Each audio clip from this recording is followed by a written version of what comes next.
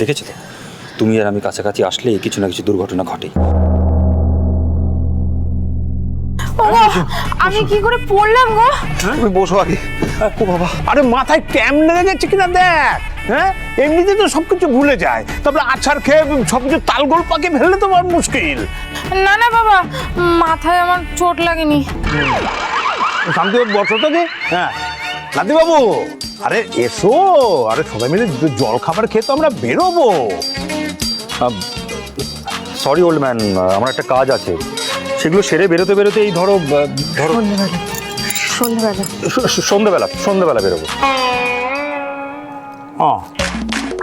তো বেশ, তুমি না সন্ধ্যাবেলায় রওনা দিও, আমরা নাথ বউকে নিয়ে এখনই রওনা দিয়ে দেবো। না না মানে? আমি শ্রাবণকে নিয়ে একটু বেরোবো, তারপরে না হয় দুজন একসঙ্গে যাব।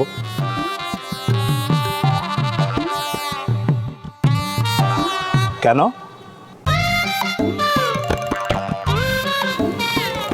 বাবা বলছি, ওদের নতুন বিয়ে হয়েছে, ওমার শ্রাবণ একা একা যেতে চাইছে, যাক না বাবা। তোমার তো দেখছি আছাড় খেয়ে মাথাটা খুলে গেছে ছোট বাবা। হ্যাঁ ঠিক আছে, নাতিবাবু তোমরা দুজনে নাই পরেই এসো, ঠিক আছে? একসঙ্গে এসো।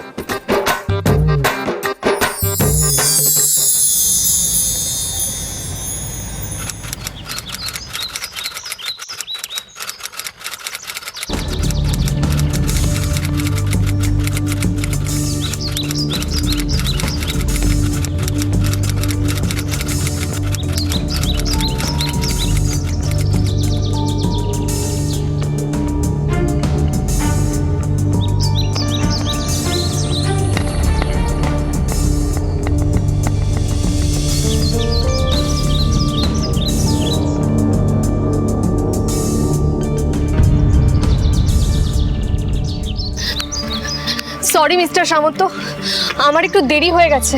আসলে কি বলুন তো, হ্যাঁ টাইমে আসতে হবে, বুঝলে? অবশ্য জানি চাঁদমণি ডিয়ারি থেকে এখানে আসতে অনেকটাই সময় লাগে।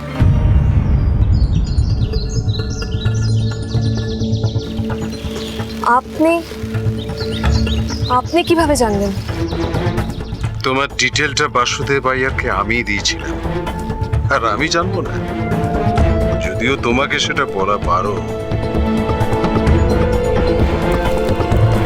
ওঙ্কার ঘোষের সঙ্গে তোমার বিয়ে হয়েছে তো, তা তোমাদের সেই বিয়ের খবরটা তো মিডিয়াতে ফলাও করে বেরিয়েছিল। That's good decision. তোমার একটা শক্ত খুঁটির দরকার ছিল।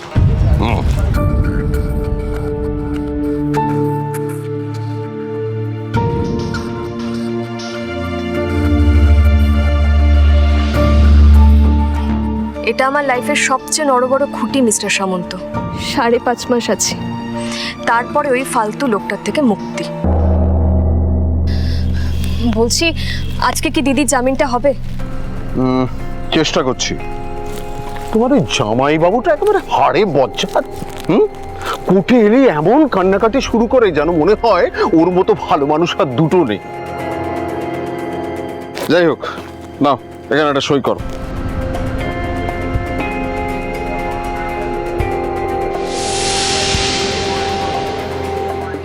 বলছি, আমার দিদির সঙ্গে তো অনেকদিন কথা হয়নি, একটু যদি দেখা করার পারমিশন করিয়ে দেন খুব ভালো হতো। ঠিক আছে, দেখছি, আমি এগোই, কোর্টে টাইম হয়ে গেছে, তুমি এসো।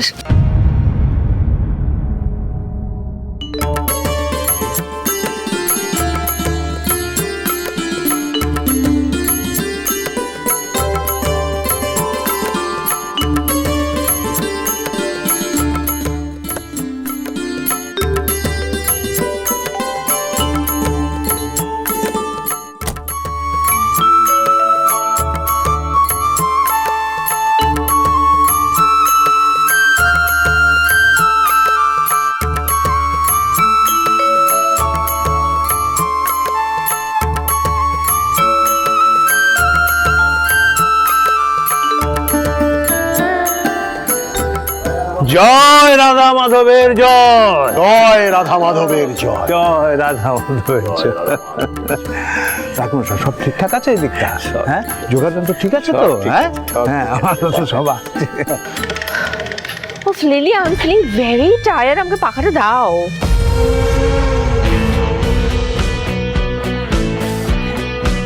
এই ভেঙ্কিদা, কাম কাম, চল ব্লগ করি। এনে তুই ক্যামেরা কর। আমি ব্যাকগ্রাউন্ডই থেকে গেলাম রে। রেডি তো? হ্যাঁ, 3, 2, 1।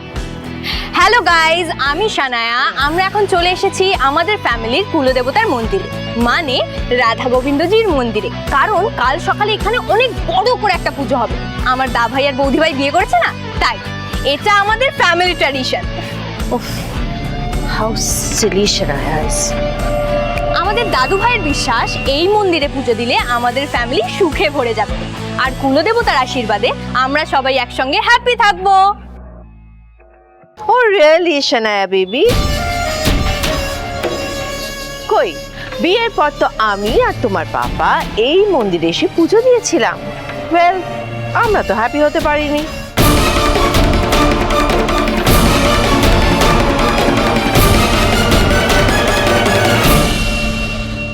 আজকেও দিদির জামিনটা হলো না, কবে যে ছাড়া পাবে।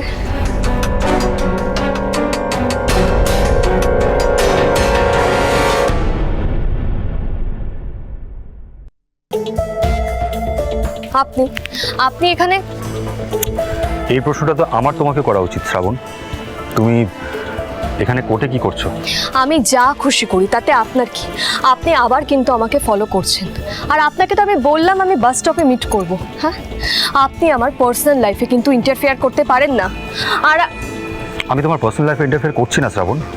আমি জাস্ট দেখছিলাম যে ঋতু তোমাকে আবার ফলো করে কিনা, আর তোমাকে প্রোটেক্ট করাটাই আমার। এই শুনুন, আপনার প্রোটেকশনের আমার কোনো দরকার নেই। তোমার দরকার নেই, কিন্তু আমার আছে। সেই আপনি তো নিজেরটা ছাড়া কিছুই বোঝেন না। না, বুঝি না। হ্যাপি?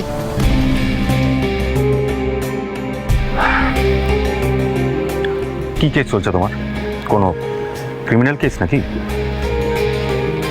আমি সেটা বলতে আপনাকে বাধ্য নই। হ্যাঁ, তা ঠিক, বাট এটা তোমার লাইফের পার্সোনাল ম্যাটার নয় শ্রাবণ। এটা একটা কোর্ট কেস, আর কোর্ট কেস মানেই খুব সিরিয়াস ম্যাটার। হ্যাঁ, তুমি আমার আসল নকল যেভাবেই হোক না কেন ওমকার ঘোষের ওয়াইফ, তাই তোমার রেপুটেশনে যদি কোনো স্ক্র্যাচ লাগে সেটা আমার গায়েও লাগবে, সিম্পল। তাই 6 মাসের জন্য আমার কন্ট্রাক্ট ওয়াইফের লাইফে কোনো প্রবলেম হচ্ছে কিনা সেটা আমাকে খেয়াল রাখতে হবে, যাতে আমাদের এই মিথ্যে বিয়েটা কোনো বিপদে না পড়ে। আচ্ছা, ওই টাকাগুলো কি তুমি এই কোর্ট কেসে খরচা করেছো? আর ওই যে 10 লাখ টাকাটা দিলাম সেটাও? তার মানে তো মনে হচ্ছে কোনো বড় সড়ো কেস। কাউকে মারধর করলে নাকি?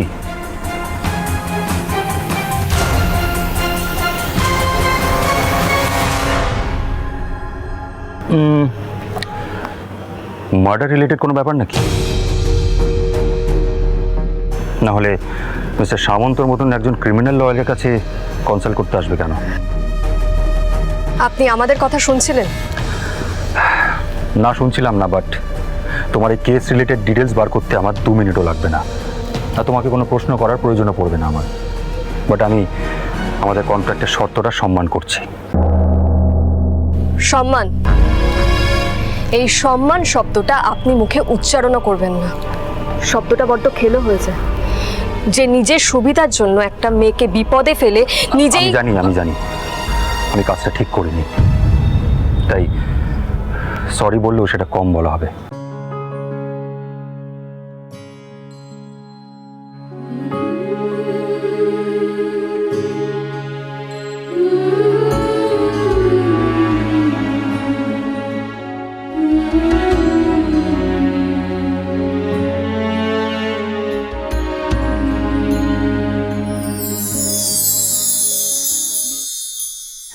আমি তোমাকে বোঝাতে পারবো না শ্রাবণ, আমি কোন ডেসপারেট সিচুয়েশনে পড়ে এই কাজটা করেছি।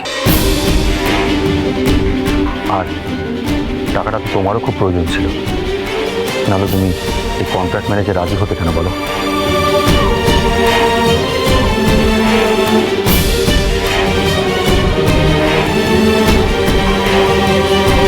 চা খাবো, আপনি খাবেন?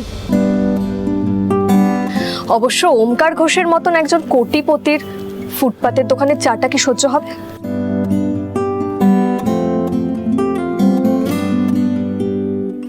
ওই যে সামনে চায়ের দোকান, চলো।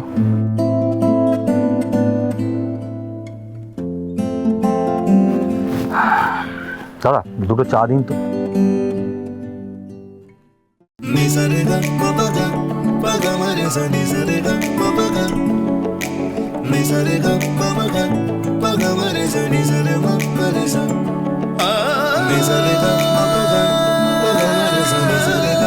Thank you.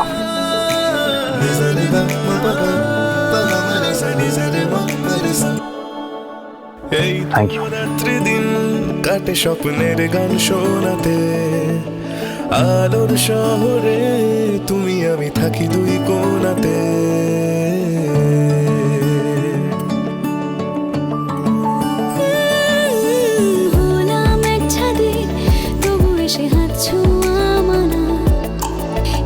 কি দেখছো?